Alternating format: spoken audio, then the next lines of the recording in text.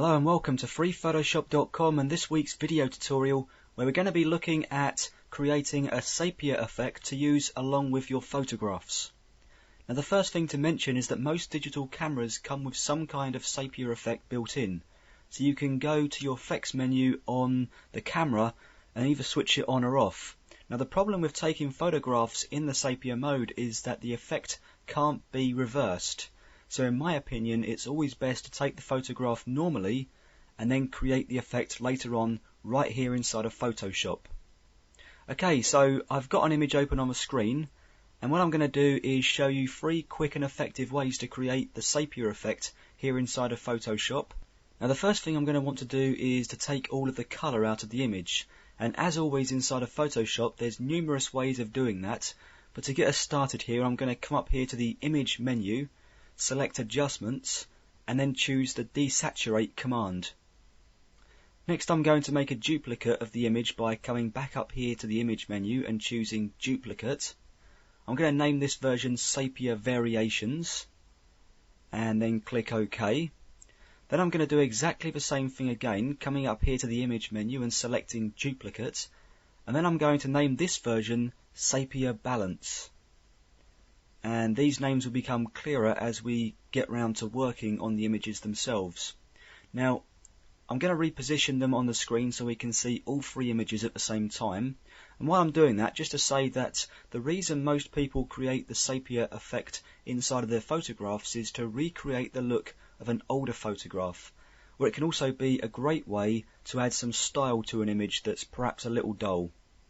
Okay, I'm going to click on the sepia filter image, and I'm going to come up here to the Windows menu, click Arrange, and then select Match Zoom and Location. Now I've still got this image active, so I'm going to come up here to the Layers menu, select New Adjustment Layer, and then I'm going to choose the Photo Filter option. I'm going to hit OK just to accept the default settings, and that moves me into the Photo Filter dialog box.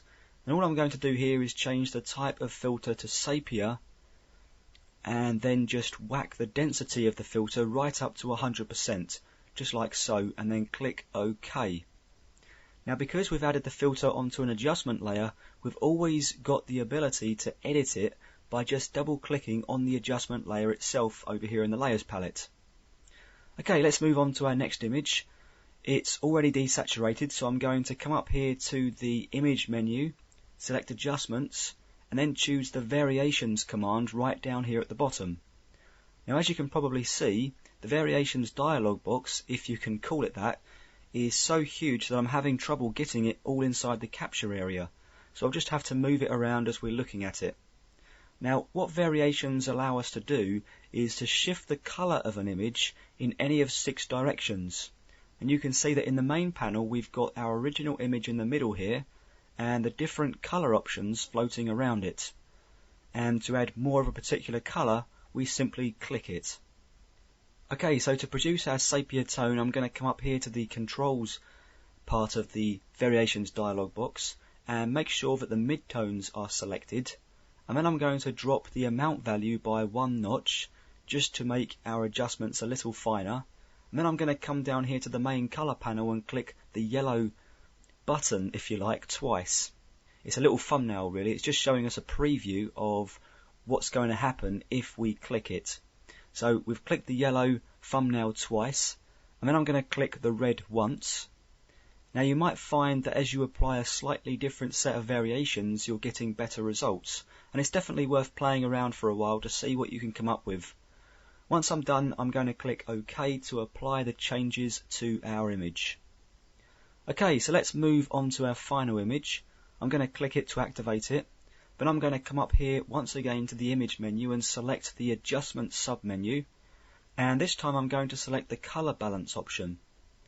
And this is a very similar command to variations in that as we increase one colour, we decrease its opposite. And although we don't see little thumbnails that preview the next colour adjustment, we do get to see a live preview inside the actual image. That's if we've got the preview checkbox ticked, of course. I'm going to go ahead and whack the yellow-blue slider to -100 so that we've got a complete yellow composition. Then I'm going to add a little magenta this time. So I'll shift the magenta green slider to around about 34 minus 35, I should say. And that looks pretty good there. I'm going to hit OK to confirm the changes. And there we have it, 3 different ways to create a sepia tone using color balance, variations, and a photo filter. Well, I hope you found this tutorial on freephotoshop.com to be helpful. Thanks very much for watching.